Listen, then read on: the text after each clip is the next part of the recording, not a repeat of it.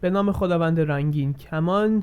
یو لایتر امیدوارم که حال قلباتون خوب باشه. امروز میخوایم راجع به یه پروژه‌ای صحبت کنیم که من قبلا راجعش تولید محتوا یه مقداری انجام دادم. توی توییتر رشته توییت زدم، البته رشته توییتی که زده بودم به انگلیسی بود و الان اومدیم راجع بهش حرف بزنیم، یه مقدار صحبت کنیم، بررسیش بکنیم و بهتون بگم اهمیت اینجور پروژه ها دقیقاً از کجا نشأت میگیره. پس تا آخر ویدیو همراه من باشید و لایک و کامنت و سابسکرایب هم یادتون نره. یه کامنت انگلیسی برام بذارید که حسابتون نپره و بریم سراغ ادامه ویدیو.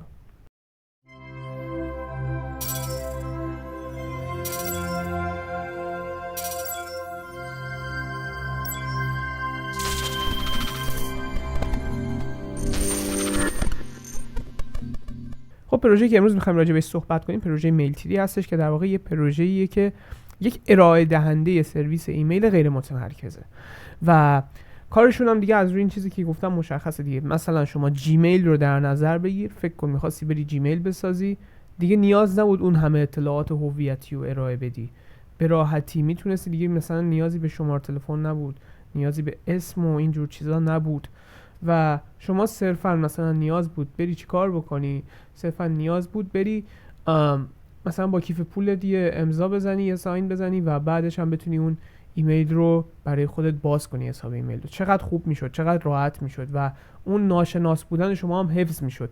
سرویس های ایمیل غیر متمرکز اومدن که یه قسمت از وب تری، اون بخش از صنعت وب تری رو که خالی مونده و در واقع کسی رو ما نداشتیم پرش بکنه، اون خلایی که وجود داشت اومدن پرش بکنن. و شما مثلا فرض کن که میری روی میل تری یه اکانت میسازی، یه حساب کاربری ایجاد میکنی، اون وقت خیلی راحت میای اون ایمیلی که ساختی و هر جایی که دوست داری ایمیل رو میدی بدون اینکه ترس از این داشته باشه که کسی هویتت رو بفهمه، که اصلا این ایمیل مثلا چیز خاصی روش باشه یا بتونن اطلاعات خاصی رو ازش برداشت بکنن. صرفا شما آدرس کیف پولت ست میشه روی اکانتت، هر موقع بخوای با کیف پولت میتونی وارد بشی، از هر جای دنیا که باشی میتونی راحت وارد اکانتت بشی، نیاز به پسورد نداره، دردسر نداره. اگه مثلا دیگه ترسی رو نداری که پسورد یادت رفت، یه مشکلی پیش بیاد، همه چیز کاملا غیر متمرکز، همه چیز خیلی راحت و یک یو آی واقعا جذاب که حالا در ادامه بیشتر راجع بهش صحبت میکنیم.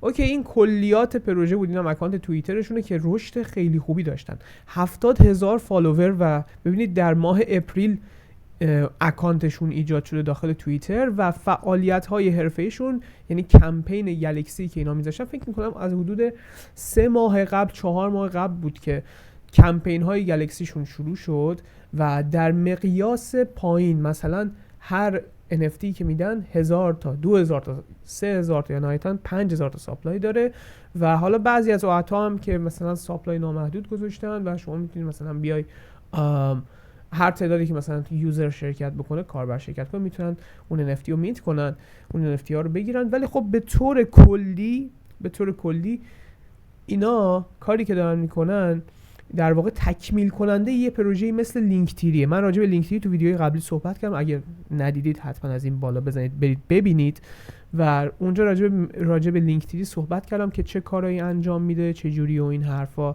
ولی خب پروژه میلتری اومده اونو تکمیلش بکنه. یعنی شما میری به وسیله لینکتری برای خودت یه صفحه، یه رزومه کاری، در واقع یه صفحه میاری بالا که رزومه کاریت اونجاست، مشخصاتت اونجاست، جایی که داری فعالیت میکنی اونجاست، اگه کانتریبیوتور هستی کجا کانتریبیوتری، تجربه‌های حرفه‌ایت رو مینویسی، توییت‌های حرفه‌ای یا مقاله هات رو اونجا میذاری و در واقع مثل یه صفحه لینکدین میمونه ولی غیر متمرکز. و میلتری اومده که اینو تکمیل کنه. یه ایمیل غیر متمرکز هم شما میخوای که همه شما رو پیدا کنن با این ایمیل غیر متمرکز و خیلی راحت به وسیله سرویس میلتری میتونی ایمیل رو بسازی. اوکی، آدرس سایتشون هم اینجاست، میتونید بزنید وارد بشید. توی سایتشون راجع به همین چیزایی که من گفتم توضیح داده. یعنی این آدرس هم نگاه کنید vitalik.eth mailtree.me. آدرس ها اینجوریه، یعنی شما مثلا ENS داری، ENS رو میذاره و دیگه @mailtree.me و به همین راحتی خلاص، خیلی راحت. میتونه اصلا آدرس کیف پولت باشه، میتونه هم ENS باشه. حالا در ادامه میگم که از چه سرویس های اینا پشتیبانی میکنن. اوکی، هر چقدر بریم پایین تا یه سری توضیحات داده و گفته که مثلا این سرویسی که اینا آوردن بالا، این خدماتی که دارن میدن دقیقاً به خاطر چیه؟ نگاه کنید، شما اگه بخوای یه هویت دیجیتالی خوب هم از خودت در واقع برای خودت تشکیل بدی و یه رزومه خوب جمع آوری بکنی، یه هویت دیجیتالی، کسی که یه هویت دیجیتالی داره همه بخوان پیداش کنن، خب مثلا شما میگی برو صفحه لینکدین منو ببین فلانجا، مثلا توی لینکدین، تو صفحه لینکدین من همه پروژه‌ای که من داخلش هم دارم فعالیت حرفه‌ای میکنم مشخص شده، کامل گفتم چه جوری دارم فعالیت میکنم، چی کار میکنم، میتونی راجع به من اطلاعات بهتری کسب کنی. بعد از اون ور میگی آقا مثلا شاید بخواد باید ارتباط کاری بگیره، بخواد مثلا راجع به یه چیز تجاری حرف بزنه، راجع به همکاری صحبت کنید، میگه آقا مثلا به ایمیلم پیام بده، ایمیلم هم اینه، یه ایمیل غیر متمرکز که هم کارو حرفه‌ای تر میکنه، هم به نظرم جلوه زیباتری داره به نسبت هایی که مثلا مایی که تو وب تیر فعالیت میکنیم بخوایم بیایم آدرس جیمیل مثلا بدیم. خب یه خوب نیست دیگه، یه جوریه. الان که مثلا این سرویس رو ما داریم، این خدمات رو داریم، این بستر رو داریم، به نظرم باید ازش استفاده بکنیم و اومدن دیگه راجع به همین چیزایی که من گفتم توضیح دادن. میتونیم وارد بشیم به دپشون. اگه روی لانچ دپ کلیک بکنم منو وارد دپش میکنه. اینجا قسمت های مختلفی میبینیم. این بخش اینباکس که مثل همون اینباکس جیمیل، ایمیل هایی که جدید میاد اینجا. بخش رایت رو اگه من روش کلیک بکنم میتونم یه در واقع یه ایمیل بنویسم ارسال بکنم و ببینید که یو آی خیلی ساده، خیلی اوکی اینجا قرار گرفته و خیلی راحت تره، دسترسی به بخش‌های مختلف خیلی راحت تر از سرویس‌های ایمیل وب 2، سرویس‌های ایمیل متمرکزه. و اینجا میتونید صفحه‌ای که ایمیل اومده رو ببینید، لود مون رو بزنید میتونید برید صفحه بعدی. این بخش سین برای ایمیل هایی که شما در واقع دیدی و این هم ایمیل هایی که هنوز مشاهده نکردید. یه نقطه آبی هم اینجا هست به عنوان چراغ نوتیفیکیشن.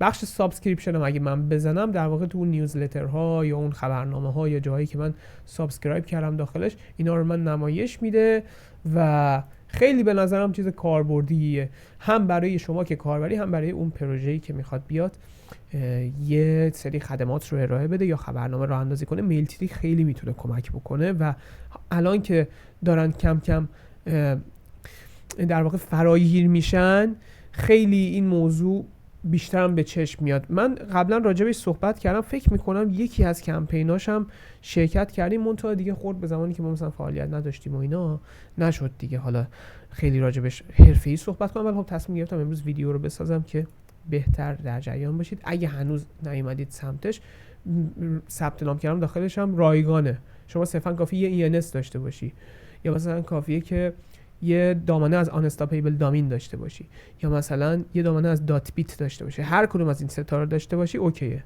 میتونی بیای اینجا بسازی. بخش درافت، سند، ترش و اسپم هم داره، بخشایی که ما توی جیمیل هم میبینیم و هر کدومش کاربرد خودشو داره. ترش که برای پیامایی که حذف میکنی اول میاد توی ترش، سند پیام ارسال شده، اسپم پوشه‌ای که در واقع پیامی بیاد، ایمیلی بیاد که مشکوک به هرزنامه باشه میره توی پوشه اسپم و همین دیگه. مورد دیگه باقی نمیمونه، انقدر که همه چیز در دسترس راحت اینجا قرار گرفته که من واقعا دلیل نمیبینم بخوام توضیحات خاصی بدم. اینم از وبسایت اصلی و سعی کنید که حتما اگه اکانت نساختید برید اکانتتون رو بسازید. اینا توی اسنپ شات هم رایگیری هایی دارن به صورت ماهانه و سعی کنید توی اون رایگیری ها شرکت کنید، مخصوصا اگه که یوزر اصلی پروژه هستید. توی دیسکوردشون عضو بشید و من لینک دیسکورد رو توی دیسکریپشن و توی کانال تلگرام میذارم. توی دیسکوردشون عضو بشید و سعی کنید که اگه که اهل کانتریبیوت کردن هستید اونجا فعالیت کنید. اونا خیلی تیمی هم داره که در واقع به فعالیت شما احترام میذاره و یه سری رول ها هم داریم ما اونجا، رول هایی که حالا ماهانه داده میشه بسته به فعالیت یک ماه شما داره. یعنی اونجا عمل کرده شما در پایان ماه محاسبه میشه و حالا بسته به این که چقدر امتیاز گرفتید یه رولی بهتون داده میشه، یه NFT هم به رسم یادبود داده میشه و حالا ما کار به چیزایی که میدونید مثل ریوارد این حرفا نداریم و اصل کار شما اینه که یاد بگیرید و خودتون رو ارتقا بدید، لول اپ بکنید و حالا انشالله تهش یه حال اساسی هم از پروژه بگیرید. دمتون گرم، مرسی که تا انتها همراهی کردید. امیدوارم که خداوند بزرگوار رو نگهدارتون باشه و تا ویدیوی دیگه خدا نگهدار.